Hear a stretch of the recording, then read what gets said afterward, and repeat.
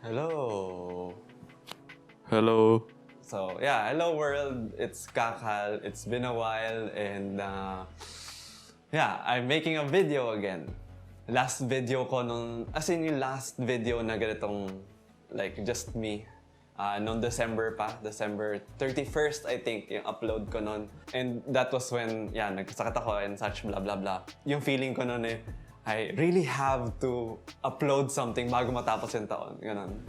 So, yung recurring feelings right now, I really have to upload something bago yay, 1 year thingy, 1 year anniversary ng channel ko. So, yeah, it's been a year. I was consistent for a few months, nakakapag-upload 1 video a month, ganyan. Tapos, pagdating ng January, I think wala na. Tapos February, meron. Tapos tuloy-tuloy. Kasi that's when I uploaded yung aking Let's Play or Tara Laro series ng Superliminal. I hope you guys had fun nung pinapanood niyo. That was also fun kasi I got to do something I wanted to do. Yeah, to play a game tapos record it, ganun. It was a challenge kasi making a video, timing myself, tapos editing, tapos promoting the video sa Facebook ko. Like, anxiety-inducing kasi, like, there's that voice saying na, may nanonood ba? O like, who wants to watch you play? Ganyan. Pero yeah, may mga supportive people naman na nagsasabi na, sige, gawin mo lang kung anong gusto mo. Diba? I think that's more often than not yung struggle ko. Like, thinking so far ahead of myself. Tapos, hearing voices na wala naman nagsasabi. It's just me second-guessing myself. Tapos afterwards, nung Superliminal na series, mga random uploads of stray video games na I enjoy playing as well. Risk of Rain 2 na nilalaro ko sa kanang best friend kong si Neil. Mga random mga clips. Ayan. Para lang masabi ko talaga, okay, at least nakapag-upload ako this month. Ganon. Pero, not much effort on my end. Ganon. I guess, a lot of times sa buhay ko ganon. I don't know if it resonates with you guys as well. Pero yung tipong, masabi ko lang na, okay, I did my part, that's okay. That's enough. Nakapag-upload na ako ng video this month. No one can tell me na hindi ako nag-upload. And if I think about it, sometimes that's good, diba? Kasi sometimes it's really hard to do something. And maybe if you just try for a little bit, tapos you do the minimal thing, at least you did, diba? Pero at the same time, I want to be in that headspace, na I'm doing things the best I can, the most I can, as in push with energy and passion, ganyan. Pero, mahirap lang din talaga. Pero yun nga, drop off lahat. Walang uploads for a few months. Kailan ba yung huli ko upload? I don't know. I think April, maybe. A mix of things in those empty months or like months of silence. Empty months. So, at least dito sa Philippines, medyo nagbabalik-balik na around those months. Nagbabalik-balik na yung footing ng mga tao. Kumbaga, hindi ka na masyado makakarinig ng worries about COVID. Kung meron ng COVID, ang experience lang ay mild symptoms, ganyan. So medyo bumabalik-balik na ulit yung public areas, ganyan. Ako, especially for me, sa church. Yung community namin, from online live stream, tapos may onting few people na by registration makaka-attend sa service. Ngayon talagang, marami-rami na rin mga tao sa loob ng center, mga nakamask, siyempre safety protocols pa rin. Tapos ako, as a kids church teacher, kumbaga, medyo nakakabalik-balik na rin sa pagtuturo, ganon. I never thought, kumbaga somehow I thought na kapag tapos na yung pandemic, ganun, someone would announce na, okay, tapos na yung pandemic, pwede na bumalik, ganyan. Pero hindi ganon, hindi siya ganon. There's no announcement. Talagang sasabihin lang, okay, start na tayo ulit sa mga ganitong bagay, ganyan. Alam niyo yung feeling na impact ng pandemic sa akin is nung, unfortunately, pabalik na lahat. Nag-end din yung pandemic, tapos nag-roll in na lahat. Parang for 2 years, nasa loob lang ako ng bahay, doing my thing. Kumbaga, I adjusted, work from home na ako. Tapos it was easy for me, for some of us na mag-attend ng church online, mag-serve ng kids online. All of those years, parang, okay, balik tayo, let's get back to that rhythm, ganyan, na parang walang pandemic. Tapos ako, the world feels like it's moving on, the pandemic. Tapos ako, I have not moved at all. If not, nag-step back lalo. Parang, nag-move. Everything's moving. Tapos ako, hala, anong nangyayari? Tapos, the same expectations like previous pandemic nandun pa din, pero ako parang like starting from zero, pero the expectations are still there. Ganun yung feeling ko. Parang, it was a heavy couple of months. Tapos may elections pa. Medyo distraught ako nung distraught. Basta, hirap ako ng elections.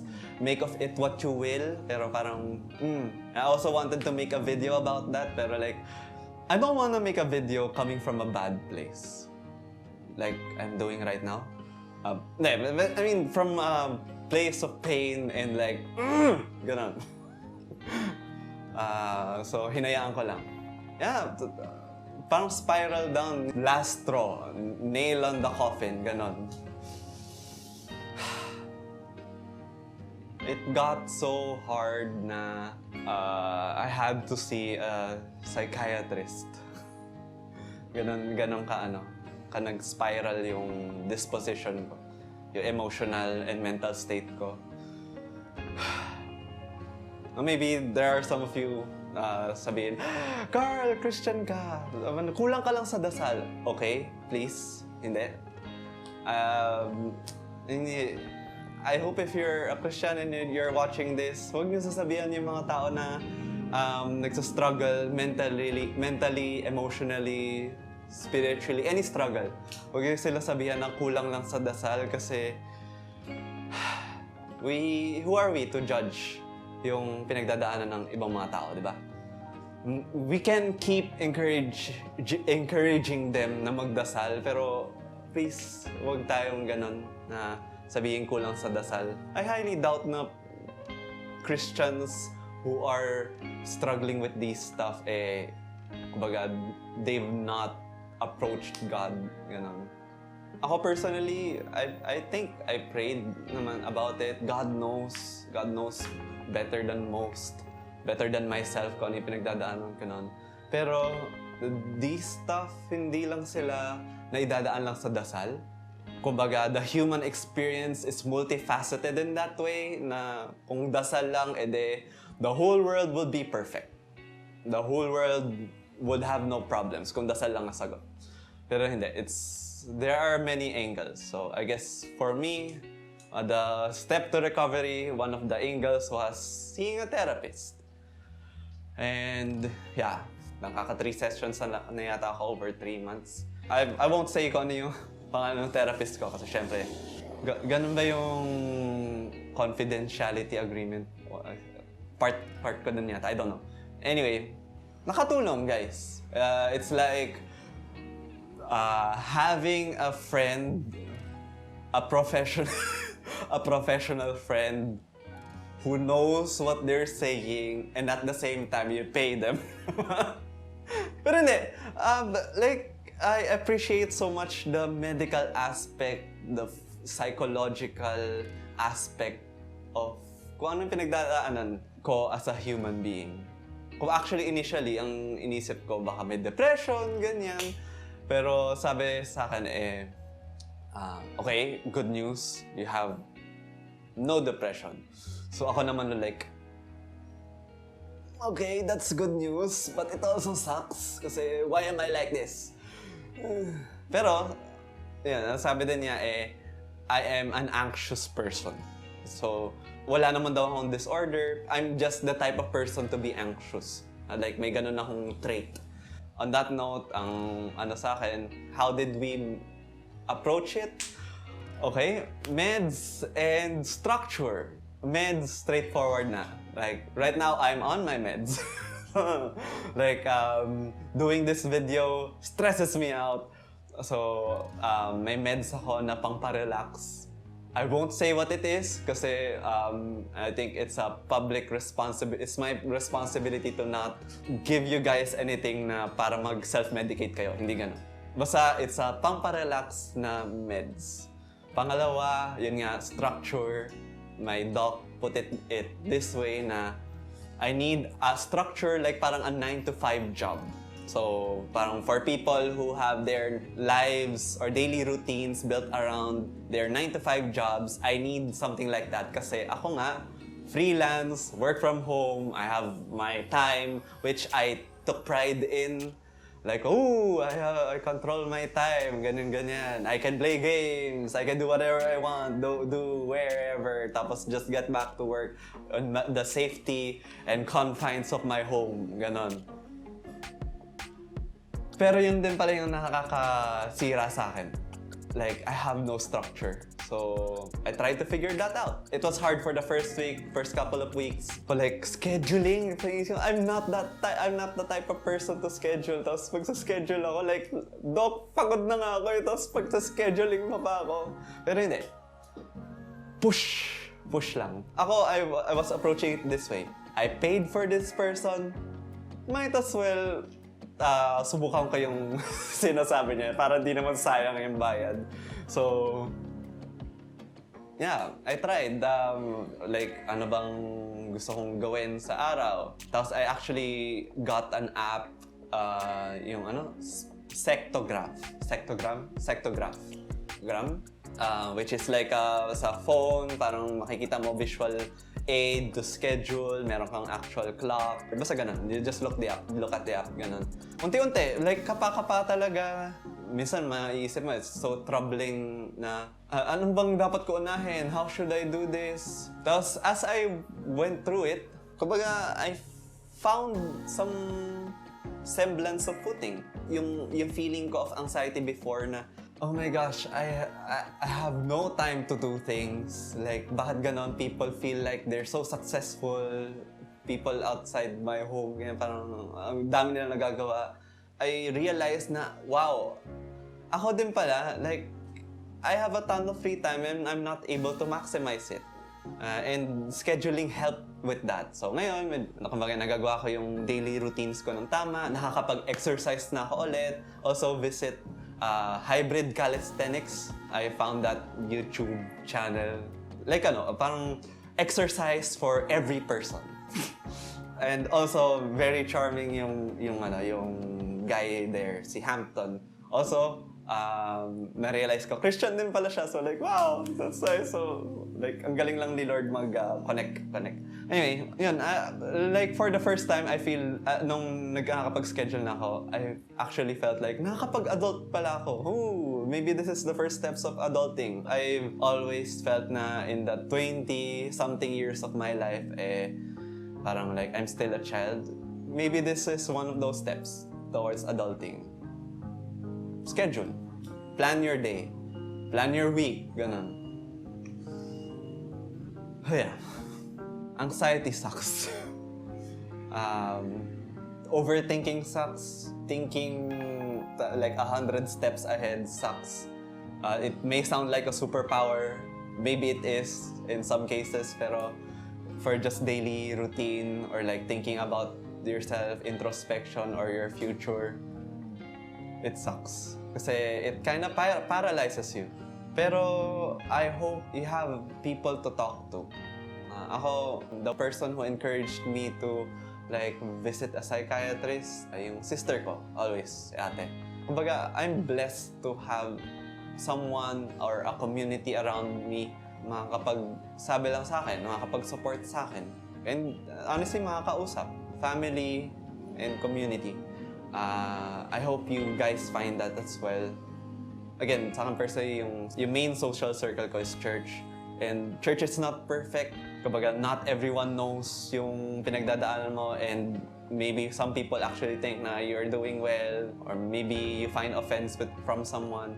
Pero there are gems. A church, I think, is not a perfect community, pero it is the perfect community to find people who can walk with you. And I feel blessed about that. And on that note, honestly, I would have broken down years before the pandemic kung di dahil kay Lord. Besides me, kumakapit sa Kanya, it's God also like clinging onto me, like parang crushing me like a bird. Like, as in, holding me well in His hands. So, thank you, Lord. So, what's next for me? I hope to make more videos, mga interests ko, or like really things na can resonate with other people. I'd like to think na it's not just me experiencing this. Maybe sa people from faraway lands. I hope this helps. Ano ba bang magandang suggest nga kayo, like, ano bang magandang content na pwede kong pag-usapan? Like, more God, more about God, the Bible, games, hobbies, about myself, ganun, Sometimes I think I'm a pretty boring person, pero hindi. I'm not a boring person. I am just me. Maybe doodling. I also doodle. Visit me at kakalshapes sa Instagram. Improv. How do I record improv? I don't know. Anyway, I hope you find people that you can talk to, be it someone you pay for, or maybe people that God placed around you. Look for them. I hope it's your family. Siyempre, family is also difficult, pero I pray it's family. I pray it's friends, church, or maybe people at your work, your significant other. And I hope we can cultivate a culture around ourselves na we can open up, we can be the safe place people need. Ganun. So, yeah.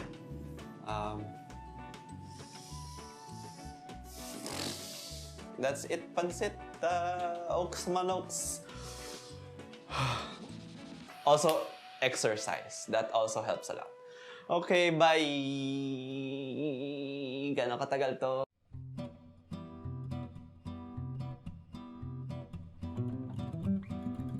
Hey babe, happy 1 year.